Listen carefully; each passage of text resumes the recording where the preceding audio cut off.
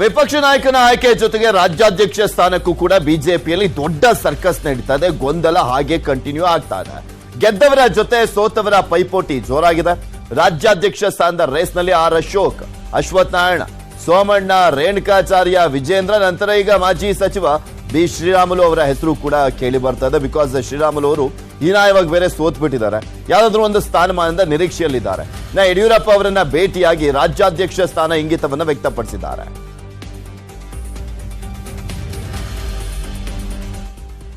ಇನ್ನು ರಾಜ್ಯ ಬಿಜೆಪಿಯಲ್ಲಿ ಆಂತರಿಕ ಕಚ್ಚಾಟ ಜೋರಾಗಿದೆ. ಪಕ್ಷದ ವಿರುದ್ಧ ಮಾತನಾಡಿದಂತವರ ವಿರುದ್ಧ ಶಿಸ್ತು ಕ್ರಮಕ್ಕೆ ಬಿಜೆಪಿ ಮುಂದಾಗಿದೆಯಂತೆ.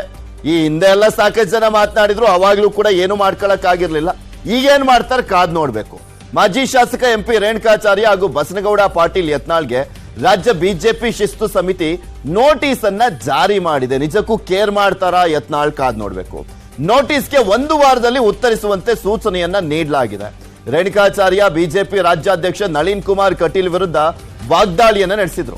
ಯತ್ನಾಳ್ ಮಾಜಿ ಸಿಎಂ ಬೊಮ್ಮಾಯಿ ವಿರುದ್ಧ ಹೊಂದಾಣಿಕೆ ಆರೋಪವನ್ನ ಮಾಡಿದ್ರು. ಬಿಬಿಎಂಪಿಯಲ್ಲಿ ಬ್ರಹ್ಮಾಂಡ ಭ್ರಷ್ಟಾಚಾರ ನಡೀತಾ ಇದೆ ಎಂಬ ಆರೋಪ ಕೇಳಿ ಬಂದಿದೆ. ಬಸ್ ನಿಲ್ದಾಣ ಜಾಹೀರಾತಿನಲ್ಲಿ ಕೋಟ್ಯಾಂತರ ರೂಪಾಯಿ ಗೋಲ್ಮಾಲ್ ಆಗಿದೆ ಅಂತ ಸಾಮಾಜಿಕ ಕಾರ್ಯಕರ್ತ ಅಮರೇಶ ಆರೋಪವನ್ನ ಮಾಡಿದ್ದಾರೆ. ಸುಮಾರು 33 ಕೋಟಿ ರೂಪಾಯಿ ವಸೂಲಿ ಮಾಡದೆ ಪಾಲಿಕೆ ಸುಮ್ಮನಿದೆ ಅಂತ ಡಿಸಿಎಂ ಡಿಕೆ ಶಿವಕುಮಾರ್ ಅವರಿಗೆ ದೂರನ್ನ ಸಲ್ಲಿಕೆ ಮಾಡಲಾಗಿದೆ.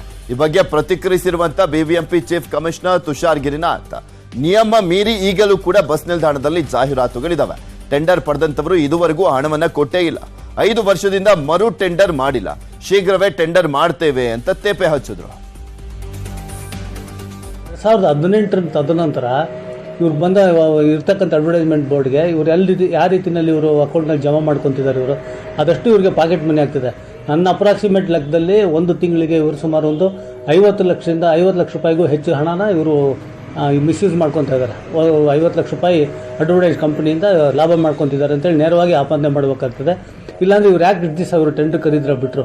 2015ರಿಂದ 18 ಆದಮೇಲೆ 18ರಿಂದ 4 ವರ್ಷ ಮುಗಿತಾ ಬಂತು, ಟೆಂಡರ್ ಕರೆದಿಲ್ಲ.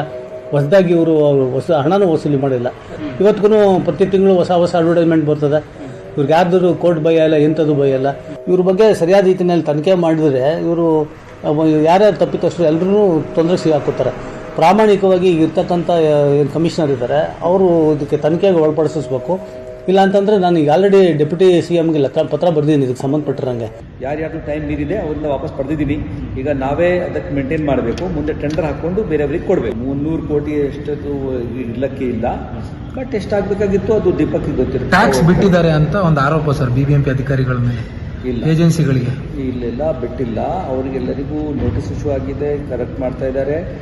ಆದರೆ ಯಾರ್ಯಾರ್ದು ಟೈಮ್ ಮೀರಿ ಹೋಗಿತ್ತು, ಅವರು ಟೈಮ್ ಒಳಗಾಗಿ ಕಟ್ಟಬೇಕಾಗಿತ್ತು. ಟೈಮ್ ಮೀರಿದ್ರೂ ಸಹ ಅಲ್ಲಿ ವಿದೌಟ್ ಟೆಂಡರ್ ಆಗಿ ಹೋಗ್ಬಿಟ್ಟಿದೆ.